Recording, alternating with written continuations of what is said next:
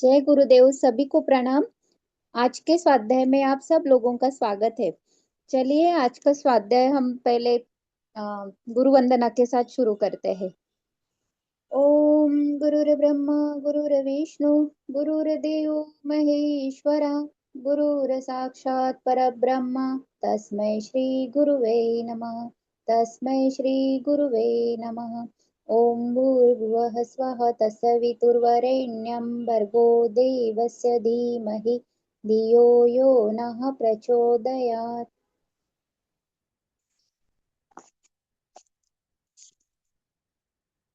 हमने हमने इससे पहले जो देखा है कि गुरुदेव का जो आंदोलन था तो कहाँ से किस तरह से शुरू किया था, और आगे भी हम देखेंगे कि कैसे इसका विस्तार हुआ है।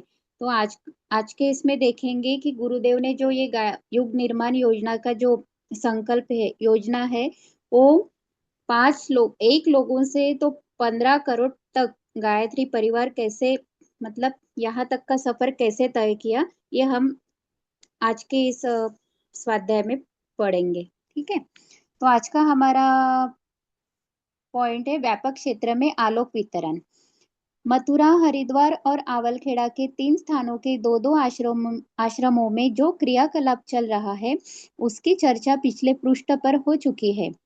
देखने में यह एक व्यक्ति की हिम्मत, सूझबूझ और पुरुषार्थ परायणता की अनुकृति दिख पड़ती है, पर वस्तुतः बात ऐसी है नहीं। सामान्य स्तर का व्यक्ति न इतने बड़े कार्यों का ढांचा खड़ा कर सकता है और न उसके लिए प्रचुर मात्रा में साधनों की आवश्यकता की पूर्ति है।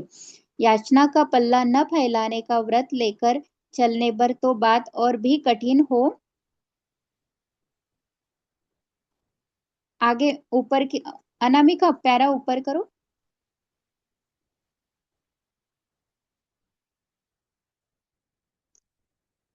न करनी पड़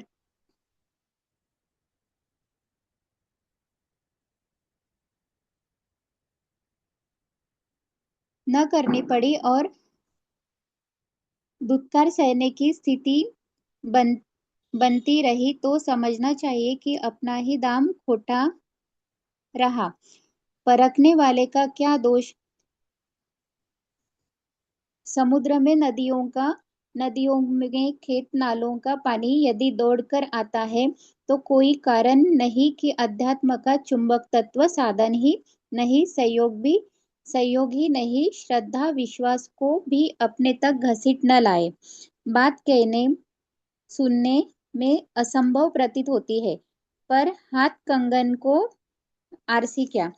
तो यहाँ पे देखो, ये जो कार्य था ये कोई असाधारण कार्य नहीं था। मथुरा, हरिद्वार और आवलखेड़ा में जो बड़े बड़े काम हो रहे थे तो वे किसी साधारण इंसान के बस की बातें नहीं थी।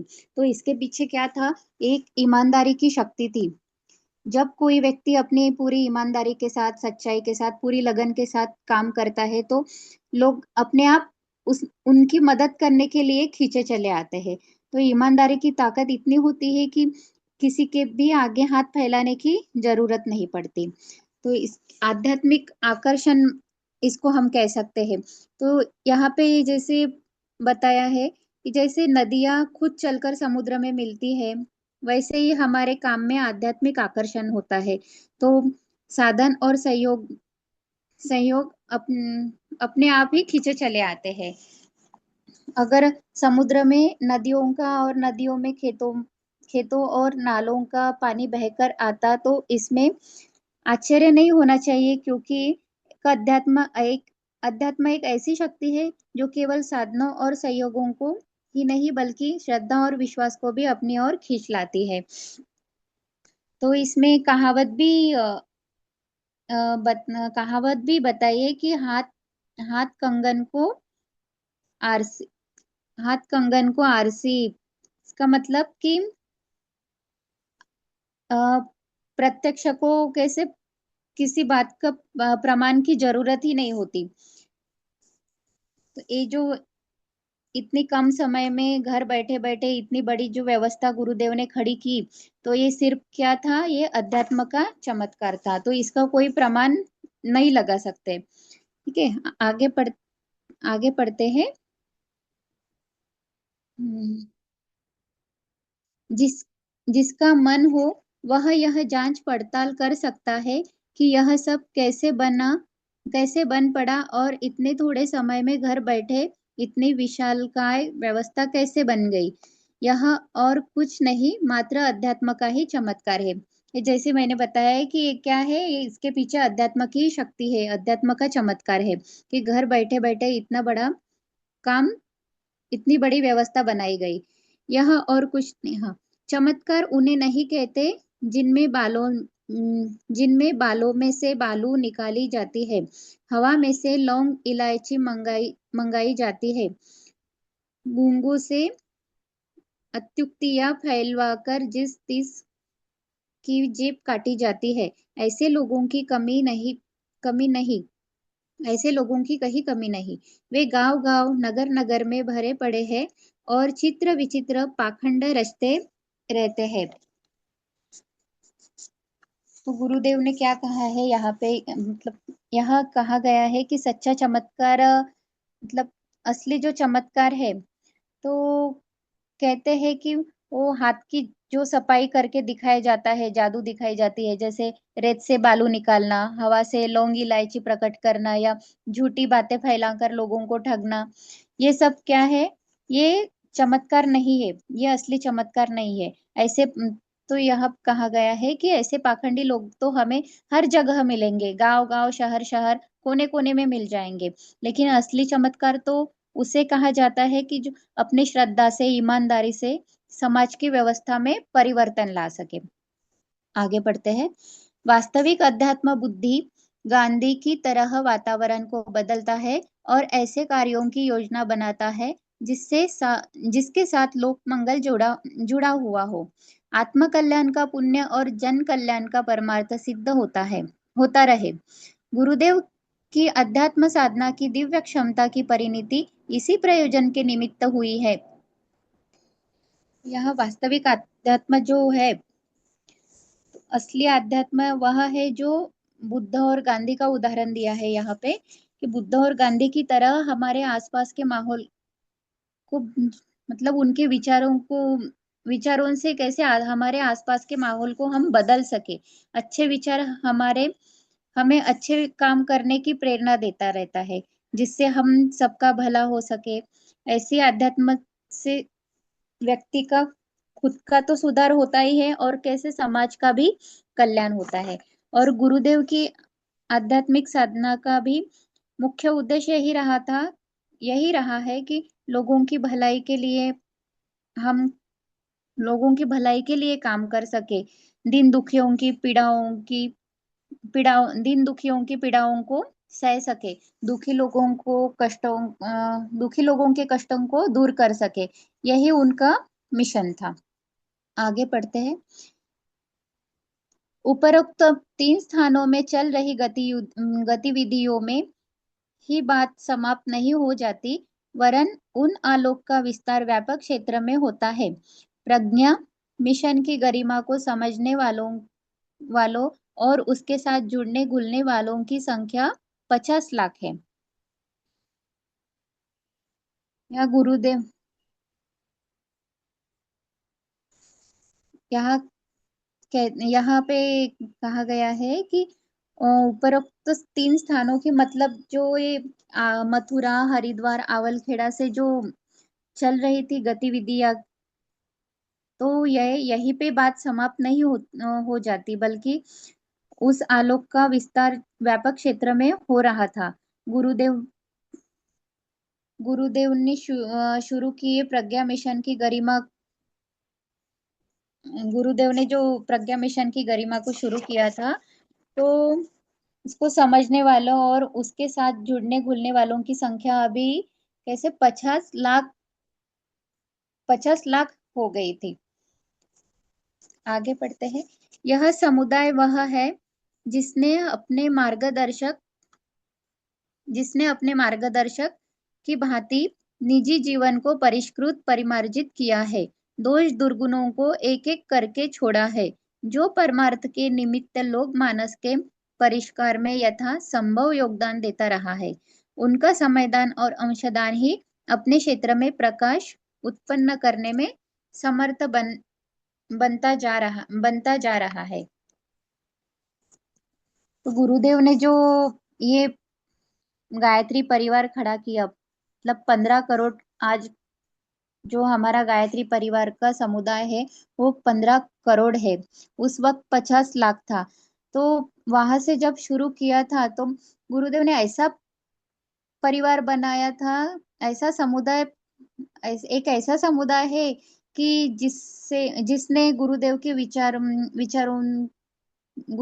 विचारों के साहित्य, अपने साहित्यों से अपने जीवन में, अपने जीवन को सुधारा और निखारा है, निखारा जा सके। उन्होंने अपने अंदर की एक एक बुराई अपने अंदर की एक एक बुराई और दोषों को छोड़ दिया है। और यही परिवार एक दूसरों की भलाई के लिए लोगों की सोच को बेहतर बनाने में अपना पूरा योगदान भी दे रहा है। तो समय देना, अपना सहयोग देना ही समाज में बदलाव लाने और रोशनी फैलाने में क्या कर रहा है, मदद कर रहा है।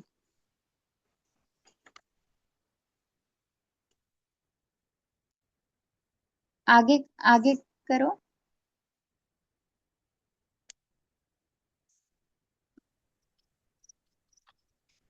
देश के कोने कोने में 2400 प्रज्ञापीठों के नाम से भव्य भवन इसी समुदाय ने बनाए हैं। स्वाध्याय मंडल, प्रज्ञा संस्थानों के नाम से ही इन्हीं इन्हीं के प्राय 15,000 संगठन है। उनके माध्यम से इन दिनों वातावरण परिशोधन परिवर्तन के लिए प्रतिदिन 140 करोड़ गायत्री जप और 24 लाख गायत्री चालीसा पाठ का पुनश्चरण क्रम चल रहा है। इतनी बड़ी सामूहिक संकल्पित साधना इससे पूर्व कदाचित ही कभी हुई हो। 20 वर्ष की लंबी अवधि तक नियमित रूप से चलते रहने का कभी कहीं निर्धारण हुआ हो और वह प्रयास परिपूर्ण सफलता के साथ अग्रसर होता रहा हो, ऐसी गाथा इतिहास पुराणों में भी ढूंढने पर भी नहीं मिलती। तो यहाँ पे देखो, गायत्री समुदाय जो है वो देश भर में 2400 प्रज्ञापीठों का निर्माण किया है। गायत्री समुदाय ने 2400 प्रज्ञापीठों का निर्माण किया है। स्वाध्याय मंडल और प्रज्ञा संस्थानों के नाम से लगभग 15,000 संगठन भी कार्यरत है। और वातावरण शुद्धि के लिए प्रतिदिन 140 करोड़ गायत्री जप और 24 लाख गायत्री चालीसा का पाठ भी किया जा रहा है। और 20 साल तक निरंतर चलने वाली इतनी बड़ी सामूहिक साधना का प्रयास परिपूर्ण सफलता के साथ आगे बढ़ रहा था। ऐसी साधना का उदाहरण तो इतिहास में या पुराणों में ढूंढने से भी नहीं मिल सकता है। तो ये तो सिर्फ हमारे मतलब गुरुदेव का गायत्री परिवार ही है, गायत्री परिवार ही है। ठीक। आगे गायत्री यज्ञ के साथ गायत्री यज्ञ के साथ जुड़े युग निर्माण सम्मेलन अब तक हजारों की संख्या में पूरे हुए हैं। गायत्री के माध्यम से सद्ज्ञान और यज्ञ के माध्यम से सत्कर्म की दार्शनिकता हृदयंगम जाती रही। युग निर्माण सम्मेलनों ने आत्म निर्माण, परिवार निर्माण और समाज निर्माण के लिए कोटि कोटि मानवों को उकसाया। साथ ही नैतिक, बौद्धिक और सामाजिक क्रांति के नाम पर अवांछनीयताओं, अनैतिकताओं, मूढ़ मान्यताओं एवं कुप्रचलनों के विरुद्ध संघर्ष करने के लिए जन जन को उत्साहित, तत्पर एवं सन्नद्ध किया। इस सुनि सुनियोजित लोक शिक्षण की परिणति हाथों हाथ सामने आती रही। अनगणित लोगों ने यज्ञ की साक्षी में अपनी दुर्बलताएं, दुष्प्रवृत्तियां संकल्प पूर्वक छोड़ी और उस संकल्प के निर्वाह की अविचलित ठान ठानी। इतना ही नहीं, एक एक दो दो कर उन सद्गुणों को शपथ पूर्वक अपनाया जिनकी उनमें कमी थी। वह व्रत भी प्राय प्राय सभी संकल्पवानों का निभा। कदाचित ही कुछ लोग उस संदर्भ में भूले भटके हो। जो लड़खड़ाए वे भी संभल गए और रही राह और सही राह पर चलते रहे। तो यहाँ पे जो गायत्री यज्ञ किया था तो उसमें कैसे पहला पहले जो था वो पहले उसमें बदलाव की पहल थी कि गायत्री यज्ञ के साथ जो युग निर्माण सम्मेलन हुआ उसमें कैसे हजारों लोग जुड़ गए। और इन सम्मेलनों के द्वारा लोगों को सद्ज्ञान मतलब अच्छी बातें सीखने और सत्कर्म मतलब अच्छे कर्म करने के लिए प्रेरित किया। फिर सुधार का लक्ष्य इसमें मतलब जो लक्ष्य था आत्म सुधार का, इस मिशन का जो लक्ष्य था व्यक्ति परिवार और समाज को बेहतर बनाना। फिर उसके बाद इस यज्ञ के द्वारा गायत्री यज्ञ के द्वारा बुराइयों का विरोध किया गया। लोगों को समाज की गलत परंपराओं अंधविश्वास और अनैतिकता के खिलाफ लड़ने के लिए तैयार किया गया। फिर खुद में सुधार लाने फिर इस मिशन का हिस्सा बनने के बाद अनगिनत लोगों ने भी अपनी बुरी आदतें छोड़ी और अच्छे गुणों को अपनाने का संकल्प लिया।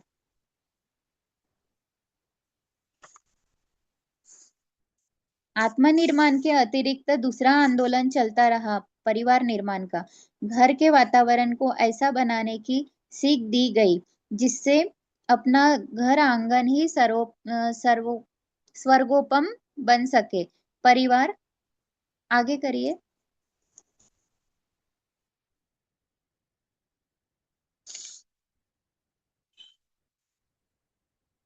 परिवार के हर सदस्य के स्वभाव और व्यवहार में श्रमशीलता, मितव्ययिता, सुव्यवस्था, शिष्टता, सहकारिता जैसे पारिवारिक पंचशीलों का गहराई तक समावेश होता रहे।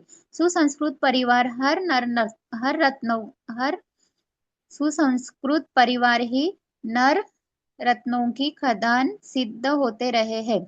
परिवार की व्यक्ति और समाज की मध्यवर्ती कड़ी परिवार ही व्यक्ति और समाज की मध्यवर्ती कड़ी है।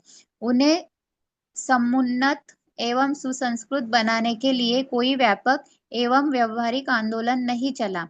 यह युग निर्माण योजना की ही सूझबूझ रही जिसने एक नया क्षेत्र अपनाया और उसमें सुयोग्य नागरिकों की नई सफल को उगाकर दिखाया। तो अभी यहाँ पे कैसे सबसे पहले तो आता है आत्मनिर्माण। यह अभी यहाँ बात आती है परिवार निर्माण की। खुद को सुधारने के साथ साथ परिवार को बेहतर बनाना भी एक क्या है अभियान है जो हमारे गुरुदेव ने सबसे पहले यही बताया था। तो हमारे घर का माहौल भी ऐसा होना चाहिए कि जैसे हमको लगे हम स्वर्ग में जी रहे हैं। मतलब कि स्वर्ग जैसा सुंदर और सुखद हमारा जीवन और परिवार हो। तो परिवार निर्माण के लिए हर एक सदस्य के भीतर ये 5 गुण होने चाहिए जहाँ पे गुरुदेव ने पंचशील के कहा है। तो पहला गुण जो है वो है श्रमशीलता। श्रमशीलता का मतलब है मेहनत करना। फिर दूसरा बताया है मितव्ययिता मतलब फिजूल खर्ची ना करना और सादगी से रहना। फिजूल खर्ची का मतलब ये नहीं कि हम बहुत ही कंजूस हो गए मतलब कुछ भी ना करें तो फिजूल खर्ची मतलब हमारे जो फिजूल खर्चे रहते हैं उन पर खर्च ना करके जो पैसा है वो लोक कल्याण के लिए खर्च करना। फिर तीसरा आता है सुव्यवस्था जो हर काम को अनुशासन से करना। फिर है शिष्टता अच्छा और सभ्य व्यवहार करना। फिर है सहकारिता एक दूसरे की मदद करना और मिलजुल कर रहना। तो एक अच्छे संस्कार वाला परिवार ही क्या है समाज को महान इंसान बनाता है। तो परिवार ही व्यक्ति और समाज को जोड़ने वाली सबसे जरूरी कड़ी है।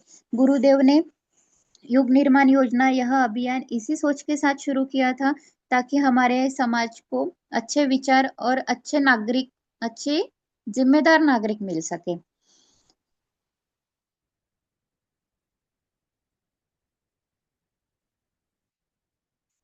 हम्म,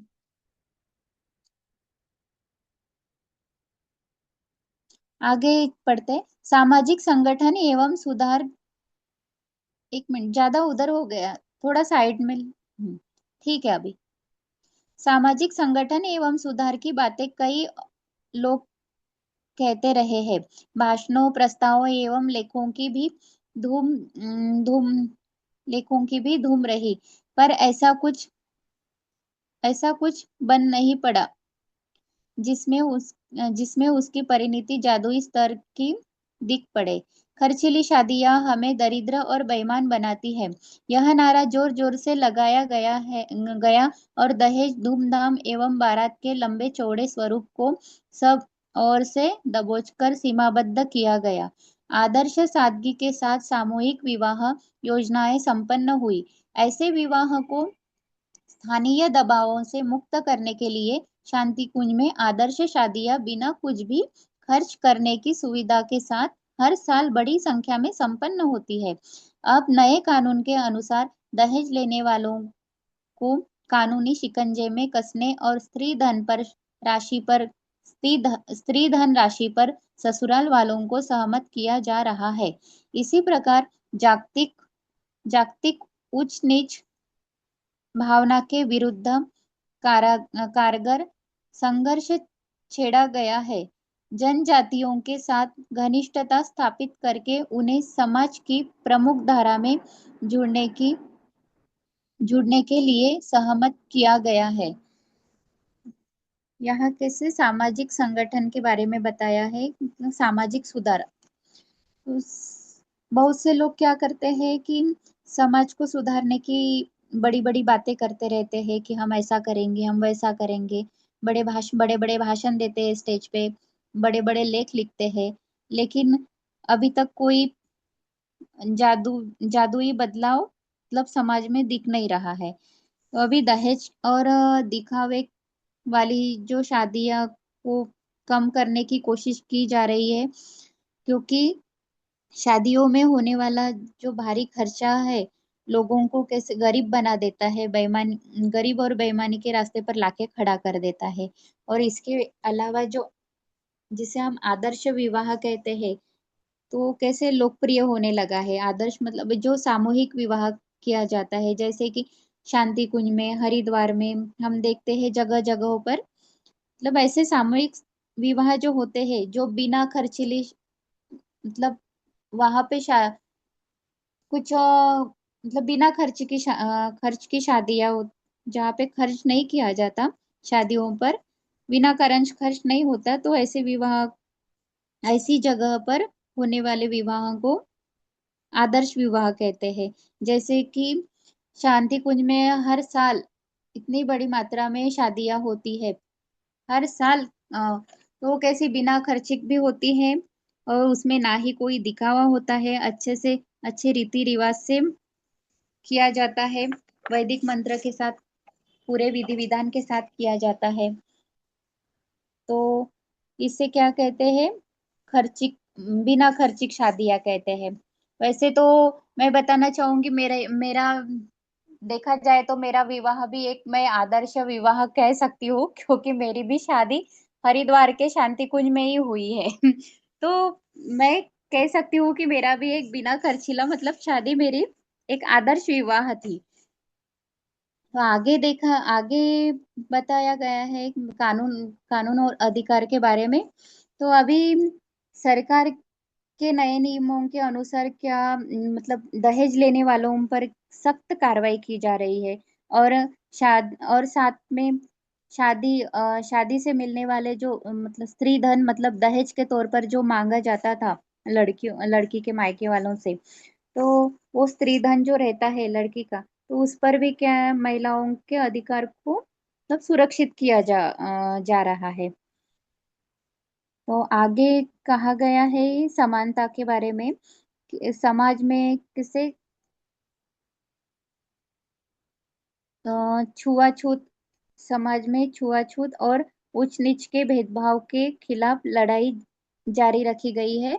और जो पिछड़े वर्ग, मतलब जो कम पहले के जमाने में जो ऐसे कुछ लोग, कुछ जाति के वर्ग थे जिनको बहिष्कृत, कोई कोई जाति बहिष्कृत किया जाता था, मतलब समाज से बाहर निकाला जाता था, गांव से बाहर निकाला जाता था। ऐसे जो लोग हैं, तो उन लोगों को कैसे जुड़ने का प्रयास जो है ये हमारा गायत्री परिवार कर रहा है, मतलब समाज से, हमारे समाज से जुड़ने का प्रयास कर रहा है। अभी भी इतना बड़ा जो अभी माता जी के जन्म शताब्दी का जो अभी जनवरी में कार्यक्रम हुआ था, तो वहां पे भी हमने देखा कि जो आदिवासी लोगों का है, तो कितना सुंदर, मतलब कितना सुंदर प्रोग्राम हुआ था वहां पे। तो इस तरह से मतलब ऐसे अनेक सम्मेलन लेके बड़े बड़े मतलब योजना, गुरुदेव की जो बड़ी बड़ी योजना है, तो इस तरह मतलब उनका एक ही काम, एक ही योजना है, उनका एक ही संकल्प है कि सब लोग मिलजुल कर रहे, सब कोई मतलब जाति में, जाति पाति में मतलब ये नहीं, भेदभाव न रहे। तो यही गुरुदेव का संकल्प है, और इसी को सब इसी को मतलब आगे बढ़ाना है। तो यही हमारे गायत्री परिवार का मिशन है, गुरुदेव का मिशन है। आगे पढ़ते हैं। मृतक भोज, भिक्षा व्यवसाय, पर्दा प्रथा, बाल विवाह, अनमेल विवाह, जेवर, फैशन, परस्ती, नशेबाजी आदि आदि के विरुद्ध जनमत बनाया और उन्हें रोका गया है। दो संतान से अधिक कोई संपत्ति प्रजनन न करे। इस संदर्भ में लाभ हानि को इस प्रकार बताया गया है कि उस परामर्श को प्रत्येक विचारशील द्वारा अपनाया जा सके।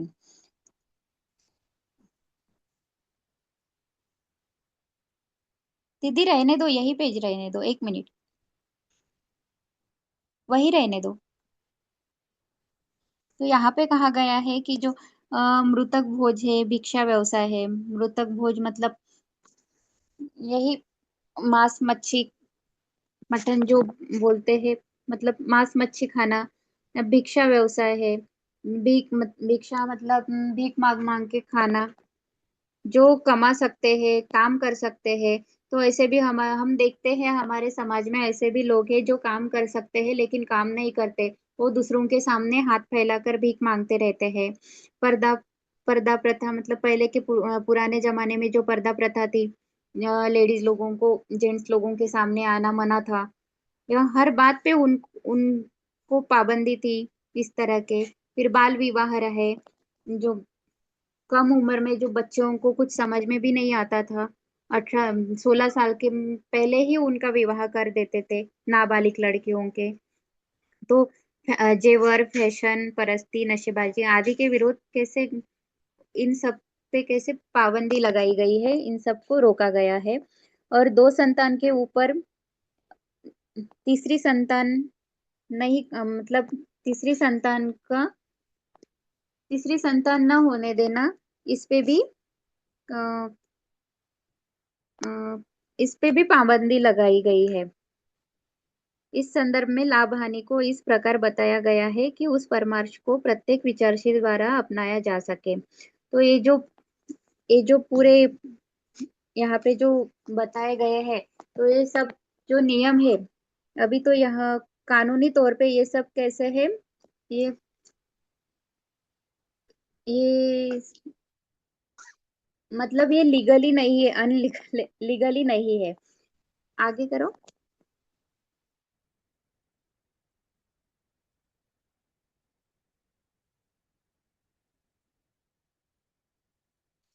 प्रौढ़ शिक्षा और व्यायामशाला संस्थान के लिए कितने ही लोकसेवी प्रशिक्षण निकाले गए हैं।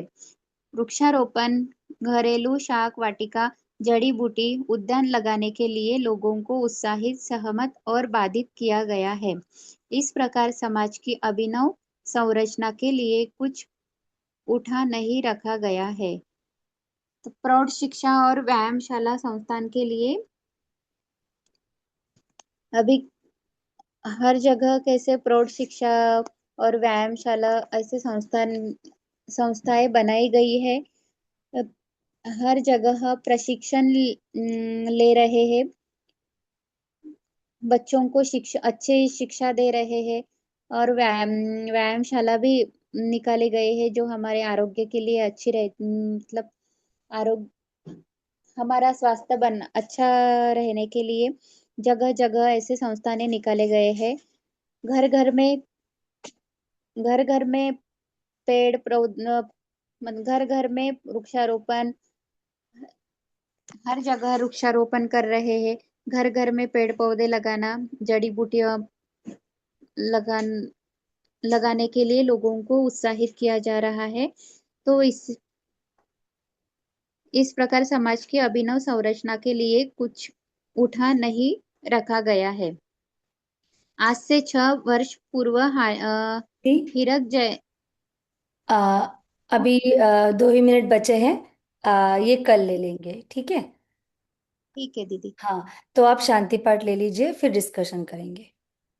हाँ ठीक है।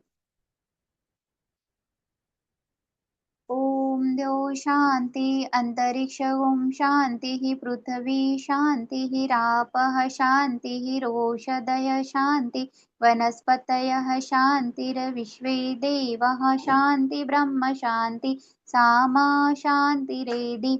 ओम शांति शांति शांति सर्वारिष्टसु शांतिर्भवतु।